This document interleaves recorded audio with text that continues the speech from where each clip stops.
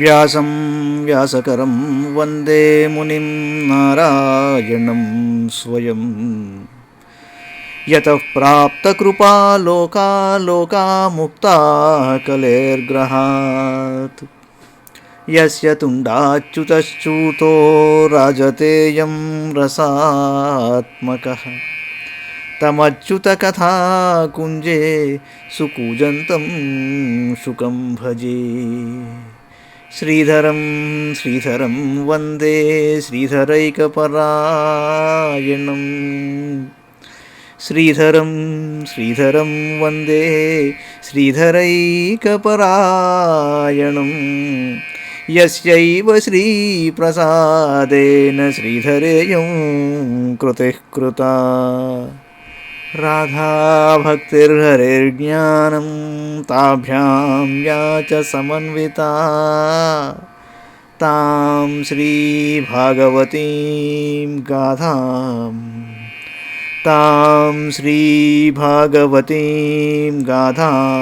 వందే యుగళరూపిణీ.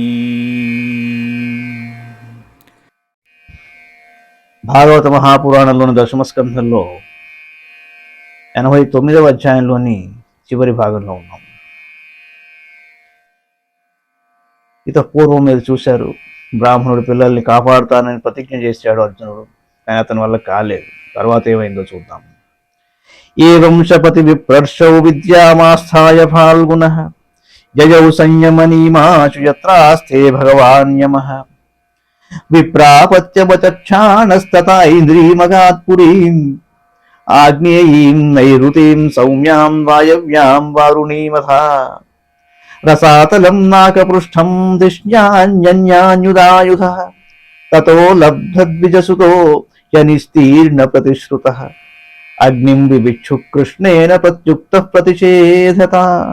భూసురుడు నిందించుచుండగా ఫల్గునుడు సర్వలోకముల యందును సంచరింపగల తన యోగ విద్యను ఆశ్రయించి పూజ్యుడైన యమధర్మరాజు నివసించుచుండెడి సంయమని నగరమునకు శీఘ్రంగా చేరాడు.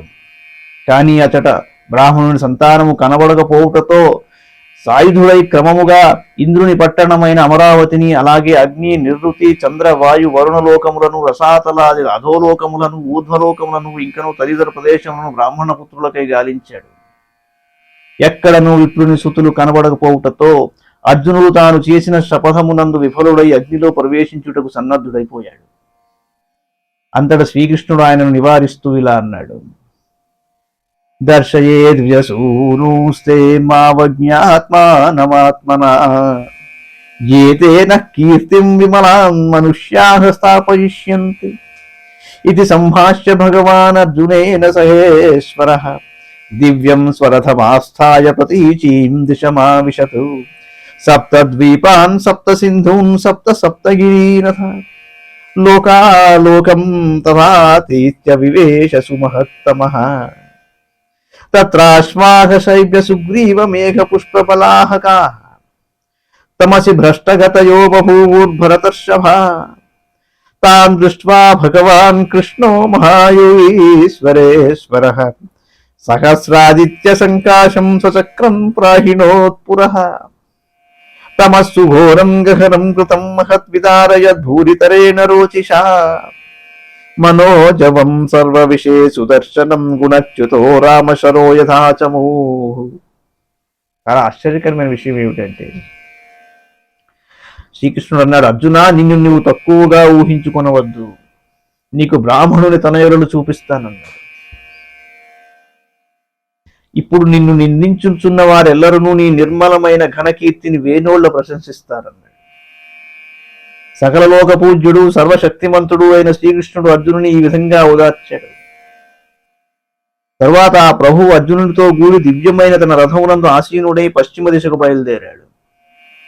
వారు క్రమంగా 7 పర్వతములు గల 7 ద్వీపములను, 7 సముద్రములను, లోకాలోక పర్వతములు దాటి దట్టమైన చీకటిని ప్రవేశించారు. అబ్రహ్మలోకాత్, ఆశేషాత్, ఆలోక లోకపర్వతాత్ అని చెప్పుకుంటాం. ఏసంతి బ్రాహ్మణాదేవ తేభ్యో నిత్యం నమో నమః. ఆలోకాలోక పర్వతం అది దాటారు. లోకాలోక పర్వతమును దాటి దట్టమైన చీకటిలోకి ప్రవేశించారు. మహారాజా, శైవ్యము, సుగ్రీవము, మేఘపుష్పము, బలాహకము అను పేర్లు గల శ్రీకృష్ణుని రథాశ్రములు ఆ ఘోరాంధకారముల దారి తెన్ను తెలియక తడబడసాగింది. మహాయోగీశ్వరుడైన శ్రీకృష్ణుడు తన రథాశ్రముల దురవస్థను గమనించాడు. వెంటనే ఆ భగవానుడు 1000 సూర్యుల యొక్క కాంతులతో తేజరిల్లుచున్న తన సుదర్శన చక్రమును రథమునకు ముందు భాగమును నడిపాడు. భగవత్కల్పితమైన ఆ గాఢాంధకారము ఏమాత్రము చొరరానిదే భయంకరంగా ఉన్నది. కృష్ణార్జునులకే దారి తెలియటం లేదు. అత్యద్భుతమైన కాంతి పుంజముతో వెలుగొందుచున్న ఆ సుదర్శన చక్రము మనోవేగముతో సాగుచూ శ్రీరాముని ధనుస్సు నుండి ప్రయుక్తమైన బాణము శత్రు సైన్యమును వలె ఆ చిమ్మ చీకట్లను చీల్కొంచూ పురోగమిస్తుంది. ఆలోచిస్తుంటేనే ఆ దృశ్యం అద్భుతంగా ఉంది. ద్వారేణ చక్రానుపథేన తత్తమః పరం పరం జ్యోతిరనంతపారం సమశ్నువానం వసమేక్ష ఫాల్గునః ప్రతాడితాక్షోపి దధేక్షిణీయుభే. సుదర్శన చక్రకాంతులను అనుసరిస్తూ ఆ రథము తమో మండలమును దాటింది. తరువాత అది అపారముగా విస్తరించి ఉన్న జ్యోతిర్మండలమును ప్రవేశించింది.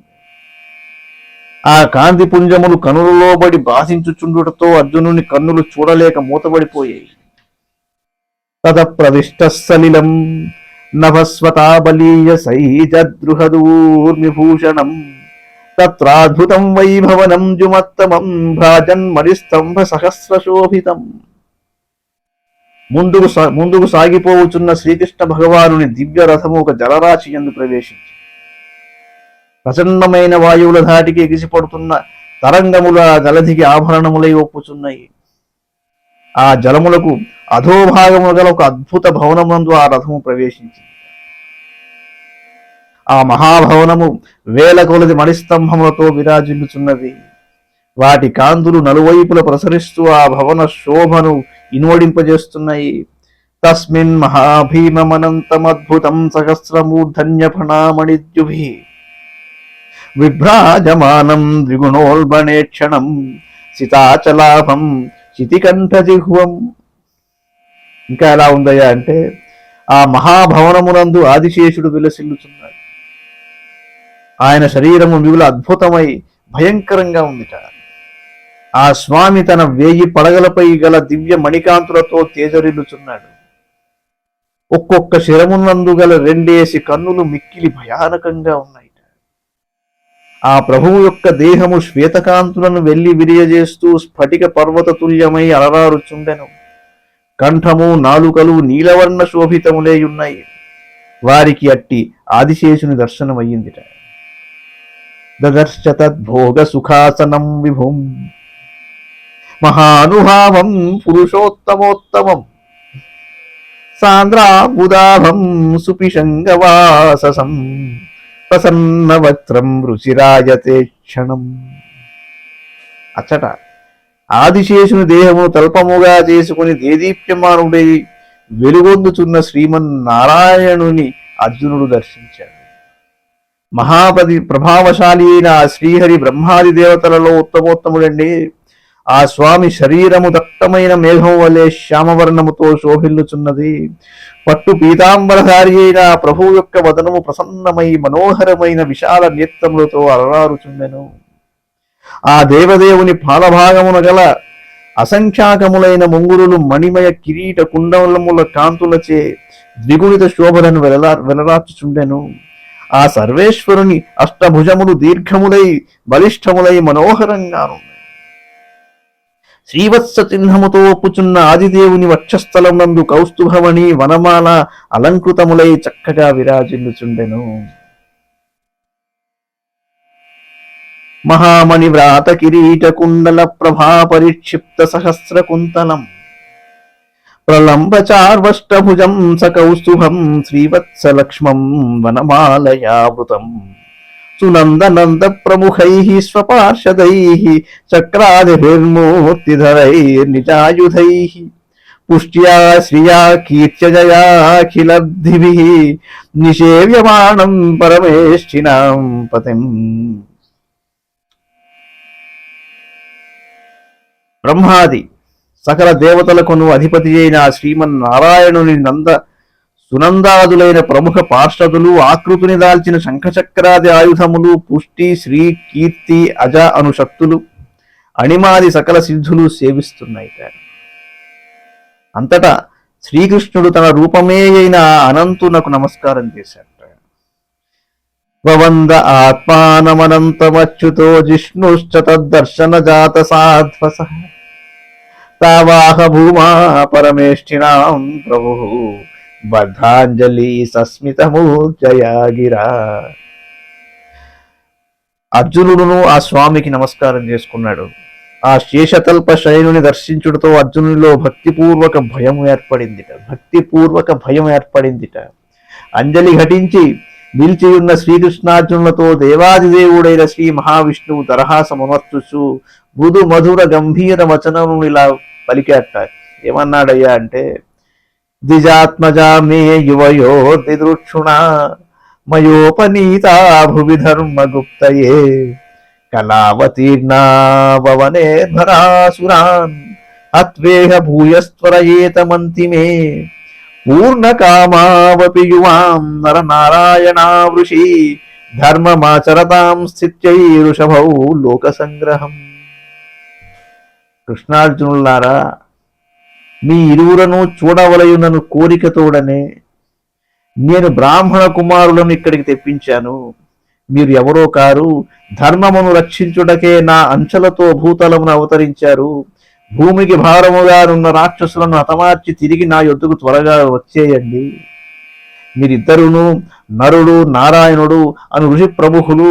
మీరు పూర్ణకాములు, సర్వశ్రేష్ఠులు. లోక కళ్యాణము కొరకు ధర్మమును స్థాపించుటకై అవతరించారు అని చెప్పాడు. ఇత్యాదిష్టౌ భగవతాతౌ కృష్ణౌ పరమేష్ఠిన ఓమిత్యానమ్య భూమానమాదాయ విజతారకాన్ న్యవర్తతాం స్వకం ధామ సంప్రహృష్టౌ యథాగతం విప్రాయ దదతు పుత్రాన్ యథారూపం యథావయః.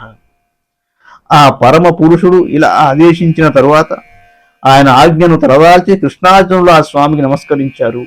అనంతరం వారు ఆ బ్రాహ్మణ పుత్రులను అందరినీ తీసుకుని తాము వెళ్లిన మార్గము ద్వారానే సంతోషంతో ద్వారకా నగరమునకు తిరిగి వచ్చేశారు. తరువాత వారు తగిన వయస్సులు రూపమును కలిగి ఉన్న ఆ బాలకులను ఆ భూసురోత్తములకు అప్పగించారు. వాళ్ళు నిశామ్య వైష్ణవం ధామ పార్థ పరమ విస్మిత యత్కించిత్ పౌరుషం పుంసాం మేనే కృష్ణానుకంపితం ఇతీదృశాన్యనేకాని వీర్యాణీహ ప్రదర్శయన్ భూజే విషయాన్ గ్రామ్యా నీజే చాచ్యూర్జితైర్మఖైః ప్రభవర్షాఖిలాన్ కామాన్ ప్రజాసు బ్రాహ్మణాదిషు యథాకాలం యథైవేంద్రో భగవాన్ శ్రేష్ఠమాస్థితః హత్వా నృపాన ధర్మిష్ఠాన్ ఘాతయిత్వార్జునాదిభిః అంజసా వర్తయామాస ధర్మం ధర్మసుతాదిభిః. అర్జునుడు ఆ వైకుంఠధామమును దర్శించిన తరువాత ఎంతయో ఆశ్చర్యచకితుడయ్యాడు. మానవులలో ఏమాత్రమో బలపౌరుషములు ఉన్నను అవి అన్నీను శ్రీకృష్ణుని అనుగ్రహ ఫలములే అని అతడు గ్రహించాడు. ఓ పరీక్షిత్ మహారాజా, శ్రీకృష్ణ పరమాత్మ ఈ లోకమున ఈ రీతిగా అనేకమైన అద్భుత లీలలను ప్రదర్శించాడు. లోక దృష్టిలో సామాన్య మానవుల వలె సాంసారిక భోగములను అనుభవించాడు. మహారాజుల వలె పలు యజ్ఞములను ఆచరించాడు. శ్రీకృష్ణ భగవానుడు ఆదర్శ మహాపురుషుని వలె ప్రవర్తించాడు. ఇంద్రుడు సమయానుసారముగా ప్రజలకు వర్షములను కురిపించి ఆదుకున్నట్లు ఆ ప్రభువు బ్రాహ్మణాది సమస్త ప్రజల యొక్క మనోరథములను అన్నింటినీ ఈడేర్చాడు. ఆ నందనందనుడు అధర్మపరులైన పెక్కుమంది రాజులను స్వయంగా హతమార్చాడు. ఇంకను కొందరిని అర్జునాదులచే వధింపజేశాడు. అట్లే యుధిష్ఠిరుడు మొదలగు ధర్మనిరతులైన రాజుల ద్వారా అవలీలగా ధర్మస్థాపన చేశాడండి. ఇది శ్రీమద్ భాగవతే మహాపురాణే పారమహంస్యాం సంహితాయాం దశమస్కంధే ఉత్తరార్ధే 89తమోऽధ్యాయः. మంగళం భగవాన్ విష్ణు మంగళం గరుడధ్వజः మంగళం పుండరీకాక్షో మంగళాయతనో హరి. సర్వం శ్రీకృష్ణార్పణమస్తు.